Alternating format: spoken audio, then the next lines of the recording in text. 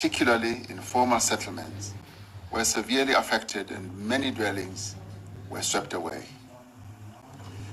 Nearly 4,000 homes have been completely destroyed and over 8,300 homes have been partially damaged in KwaZulu-Natal. It is estimated that more than 40,000 people have been displaced. The country's economy has been severely affected. Access to the port has been disrupted by extensive damage to the Bayhead Road, which links to the Durban port operations to the rest of the country. This route handles some 13,000 heavy vehicles per day.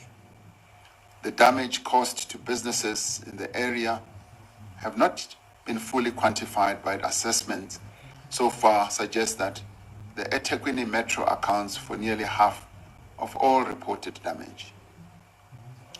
There has also been extensive damage to public infrastructure, including schools, health facilities, police stations, magistrates' offices, and various government buildings as well.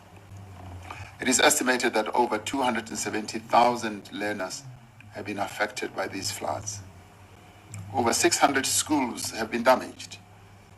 16 of these schools cannot be accessed due to damage to connecting roads and bridges. We are saddened by the reports that a number of learners and at least one educator have died as a result of these floods.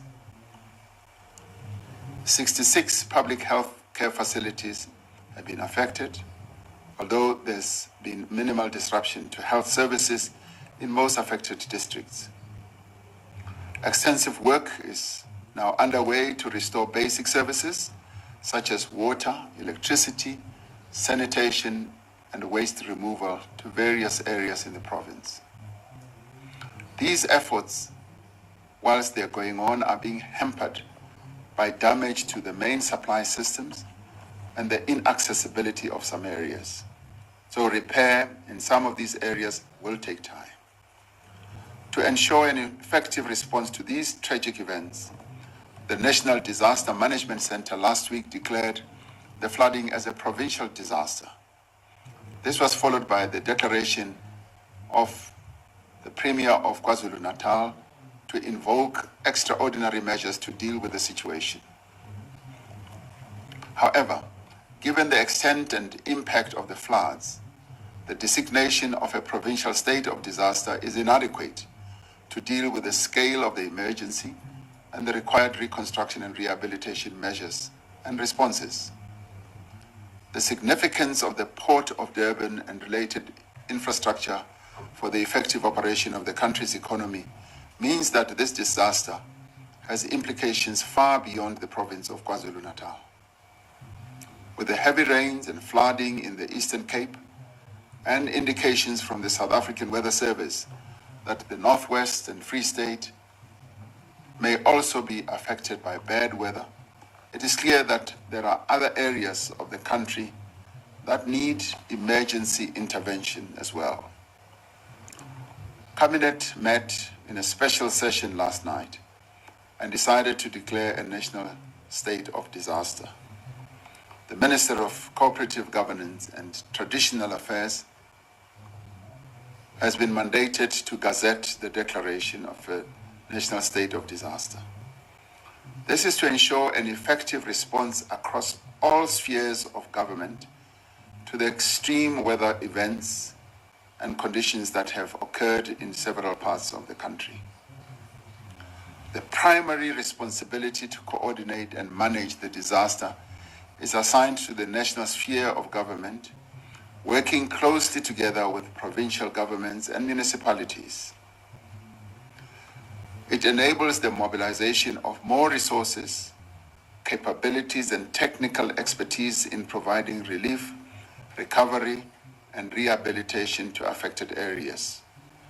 But it further gives more meaning to our work as an integrated government where the district development model is put fully in action, where national government, provincial government, and local government work together to address the type of challenges that we now have.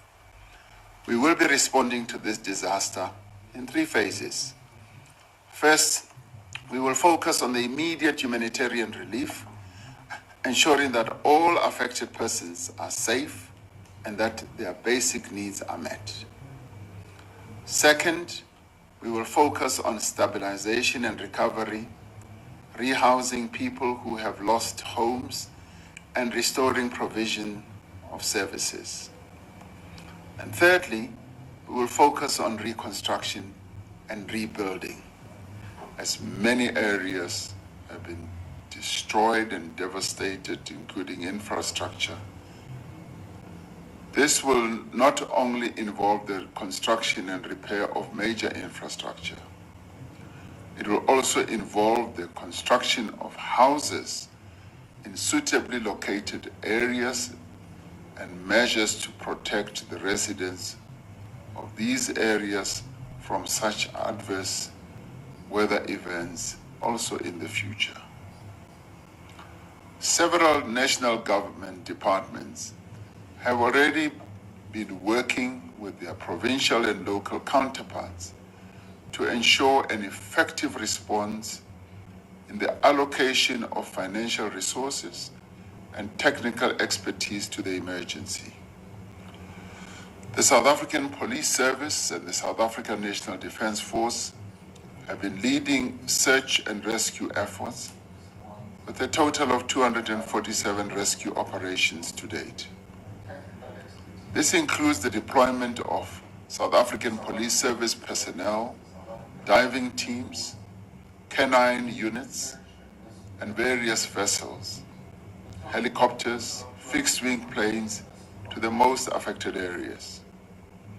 Aircraft from the South African National Defence Force have been used both for rescue and for the delivery of relief supplies such as food, water, tents, and blankets to people in inaccessible areas. I have authorized the South African National Defence Force to bring in more personnel, water storage and purification supplies, and engineering teams to assist with electricity as well as water restoration.